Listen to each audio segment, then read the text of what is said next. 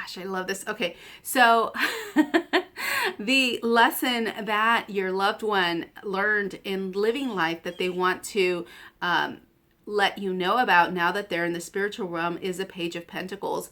You know, step by step, making the progress. You are making the progress. It doesn't, sometimes it seems like you're not. Sometimes it seems like you're still at this point where you're like tilling the soil and planting the seeds. But planting the seeds is really important. They want you to know that any intention that you've ever set in the past is still available for you.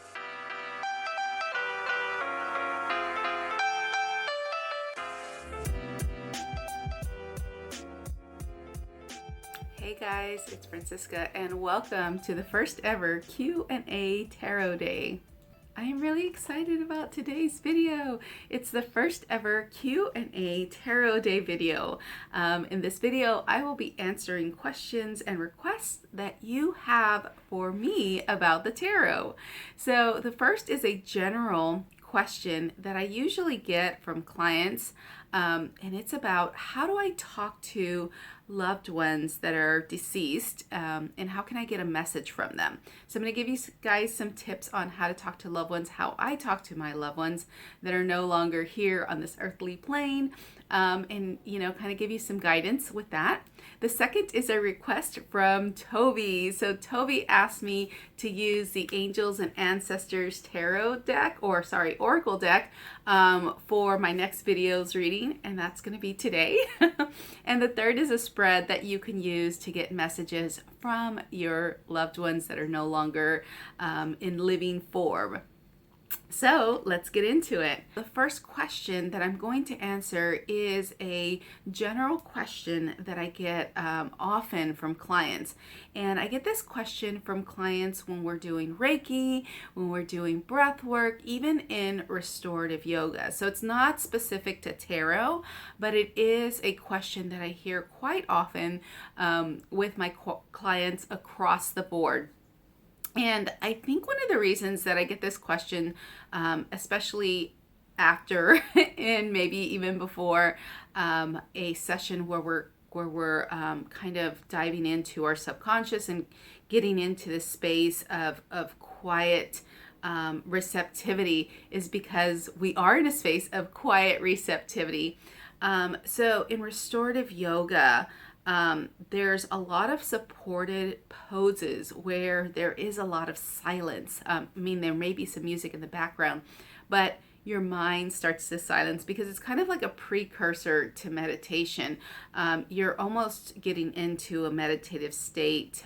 For the most part, a lot of people do get into a meditative state in restorative yoga.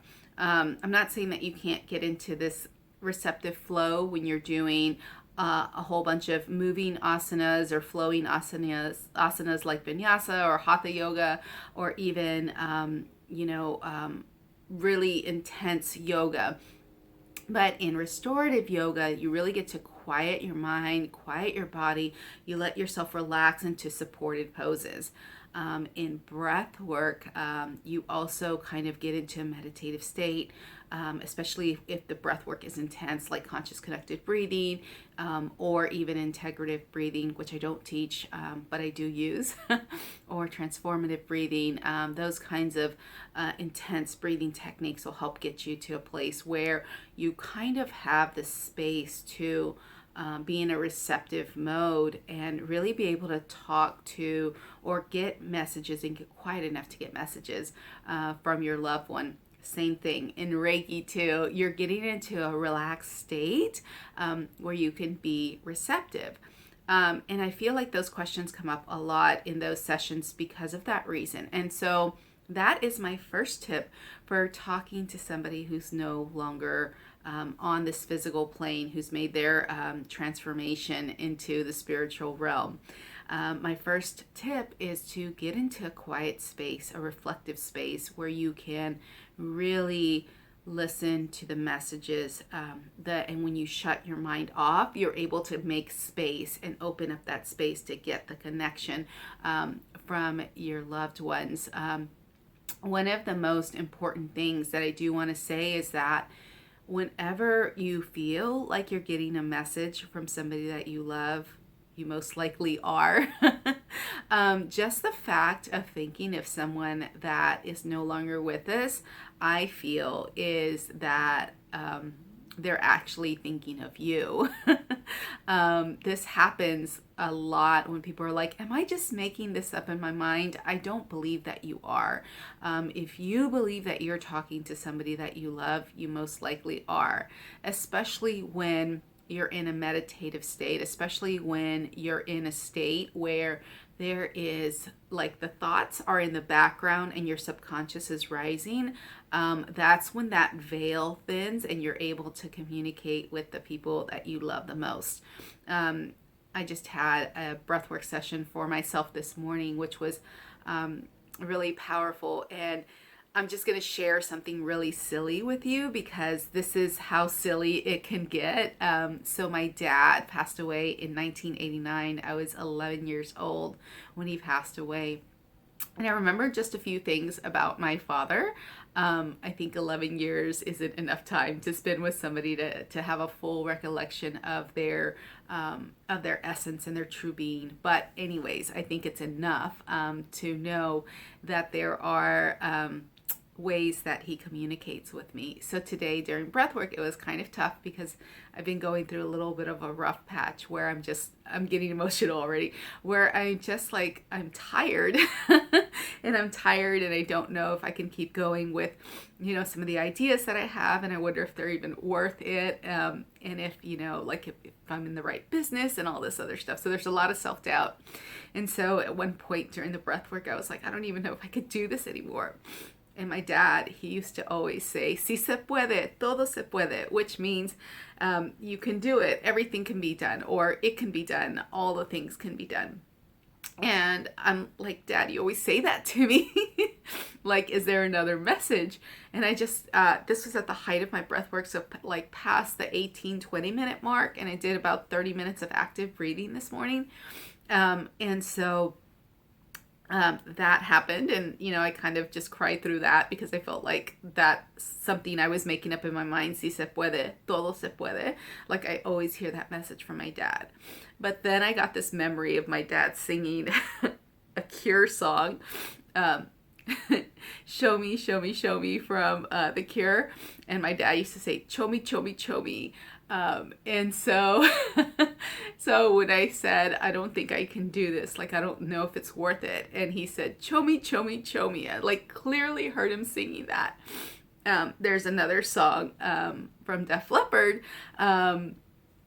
and I can't remember the name of the song, but the chorus or the verse goes, it's too late for love. And my dad used to say, it's Kool-Aid for love. ¿Qué es esto Kool-Aid? So he used to be really silly. And yeah, I was like, in my breathing, I was just like, yeah, that's funny, Dad, but I don't know if that's really you. And he says, no, it's Kool-Aid, no, it's Kool-Aid. So just silly things like that. The reason that I'm sharing this with you is because this is how people we love communicate with us. And if you think that you're making it up, I really don't think that you are. They come to us when we are able to be still. So again, the first tip is to find a space where you can be still and where you can be in a place of receptivity. Conscious connected breathing will get you there.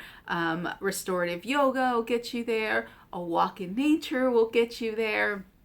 Signs that you might be seeing loved ones, butterflies, feathers, little things that you think are insignificant, especially if you're seeing them around all the time, pennies or nickels or dimes that you maybe find on the floor during walks. Those are definitely signs from your loved one as well. Also, smells, different smells. Sometimes I smell cigarette smoke and there is nobody around me that's smoking cigarettes. I'm not smoking cigarettes. My dad used to smoke cigarettes, so I know that's him, around me. Feelings that you may get of like heaviness or lightness. My dog, Isabel, used to always jump on the bed, and sometimes I feel her kind of jump on the bed and nobody else is there. So these are little signs and signals that we get from our loved ones. Also, if somebody is giving you a message and they're like, hey, I remembered your mom the other day, or hey, I felt this, memory of, or I had this memory, and I really felt, so and so's presence. That is your loved ones talking through somebody else because you can't hear it yourself, or you feel like you're making it up. So those are all ways that you can get in touch with your loved ones. Another way that you can do that is through writing. So I do morning pages. I write 3 pages of just whatever's coming to my mind. It's almost like automatic writing, and I'm just writing stuff. And sometimes I'll ask my dad or my grandma some questions. I never met my grandmother. At least I don't remember meeting her because I was 6 months old when she died. But I do get messages from her from time to time. And just to verify that those are messages from my grandmother, I will ask my mom, hey, I got this, message from grandma, and this is what she said. Sometimes I'll even preface it with, hey, I heard this thing the other day.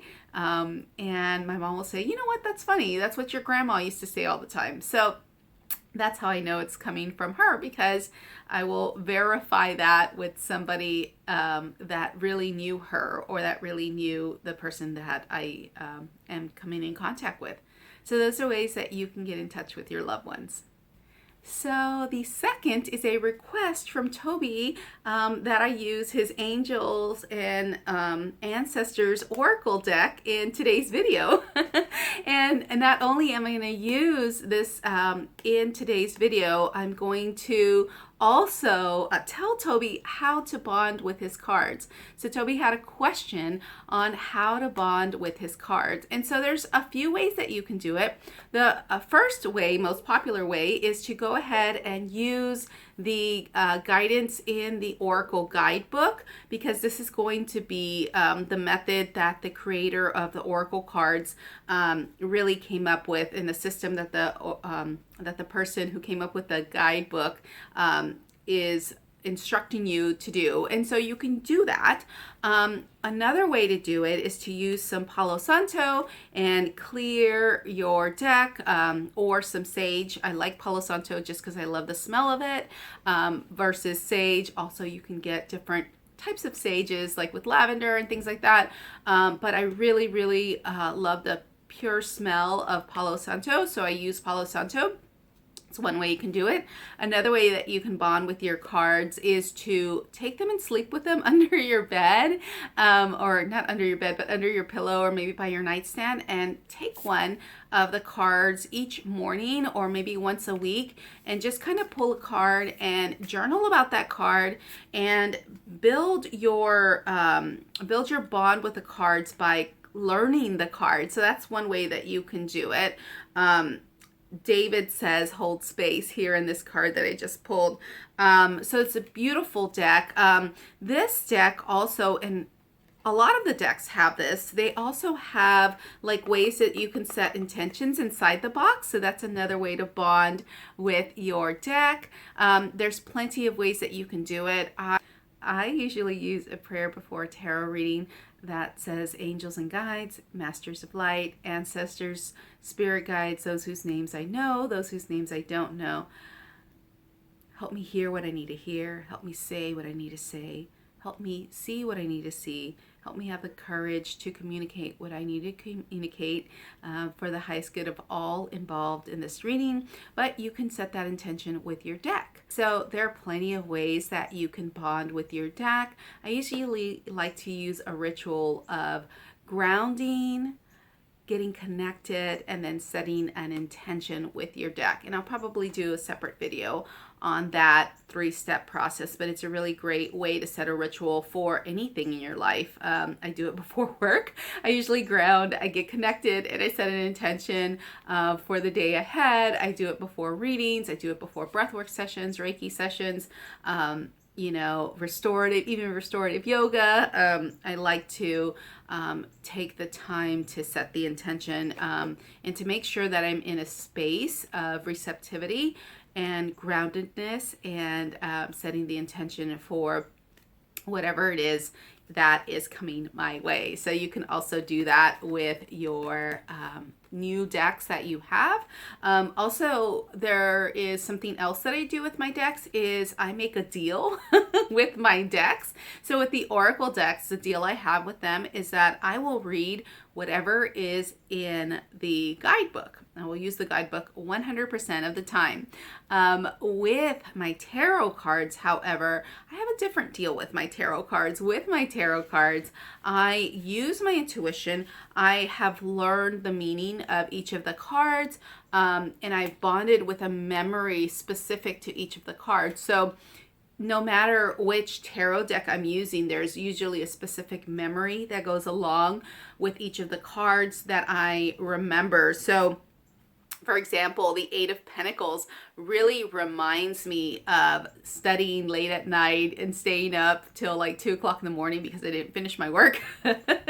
And I only have like till 8 a.m. that morning to turn in my project or my report. But it's really burning the midnight oil so that I can succeed in something. And so that just really stokes memories of being successful because I'm studying for something. Whether I procrastinated or not is besides the point. But that's what the Eight of Pentacles reminds me of. Different cards remind me of different things. So if you can bond your memory to what a card's meaning is, then you have a better relationship with those cards. So when those cards come up, you can remember them. Some Oracle decks have different amounts of cards in them. And so it's up to you if you want to use that method of bonding. But I think it's a really great way to bond with your cards. So for the final part of Q&A Tarot Day, I am sharing a tarot spread that you can use to connect with your loved ones. It is a 3-card spread. And the first question in the spread is, what lesson did my loved one learn in living life that they wanted to share with me, or that they can now share with me in their spiritual life? So that is the first card. The second card in the spread is, how does my loved one talk to me? How does my loved one appear when they talk to me, or how do they communicate with me?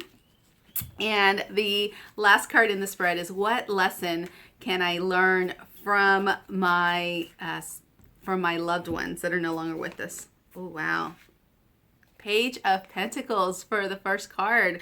Gosh, I love this. Okay, so the lesson that your loved one learned in living life that they want to let you know about now that they're in the spiritual realm is a Page of Pentacles. You know, step by step, making the progress. You are making the progress. It doesn't, sometimes it seems like you're not. Sometimes it seems like you're still at this point where you're like tilling the soil and planting the seeds. But planting the seeds is really important. They want you to know that any intention that you've ever set in the past is still available for you. You have planted the seeds. It's not your job to, it's not your job to keep, making sure that it's growing. It's growing. What your job is to find the balance and find the steadiness and the groundedness and the stability. And then, things will grow on their own. It's not your job to make it grow. Your job is to plant the seeds and then find the steadiness and the allowing for those things to come, for whatever it is that you're manifesting to come. It does take that inspired action. You are the inspired action. You are the person who takes that first step. There are other parts that are not up to you. You set the intention, you plant the seeds, let it grow, allow it to grow, and keep your balance and your steadiness in the meantime. So the second card in the spread is, how do they speak to you? Through your passion, through that creativity, through the space of allowing your whatever's in your heart to come alive, allowing whatever's in your heart to come alive. They speak to you through your heart. They speak to you through that fiery, passionate desire that you have. They speak to you through your creativity. They speak to you through that burning knowledge that you have. And the last question is, what is the message that your ancestors want you to know, or your loved one wants you to know. And it's White Witch, be the light. So I'm going to go ahead and read this for you. White Witch, be the light. Message: take the higher road, choose the light, remove yourself from lower energy experiences. About the White Witch card represents the maiden aspect of the temple goddess and paganism and modern Wicca. The maiden is gentle, innocent, and pure aspect of the goddess, a loving soul who wants nothing but the best for the whole earth. Here she is joined by a horned owl, showing that she is willing to respect those with more wisdom and experience than she has, but she's also willing to trust that she feels the right within. With this card, you are being reminded of the goddess within. No matter what is happening to you or around you, you have a choice. Choice is not to be pulled into dramas, bickering or energies that limit your joy. If you are surrounded by people who are hostile towards you or someone else, or you are in a negative situation, perhaps in your workplace, or you are being invited to the light. You are an incredible person who can bring light. So how can you change the energy? How can you redirect the conversation to love? How can you protect yourself? How can you help the person that is being picked on? Or are you the one who is guilty of causing drama? You will know the answers. Know also that you are being encouraged to shine the light where you were born to share. Wow, that's amazing. Well, guys, that is it for Q&A Tarot Day. Please, as always, take what only resonates in your heart and soul and leave the rest behind. If something did resonate, I want to hear from you. Let me know in the comments below. Also, if you have a question or a special request, be sure to click on the link in the description box below and submit your question, because you might just be picked for the next Q&A Tarot Day. That's it for this time. I'll see you guys next time. Bye!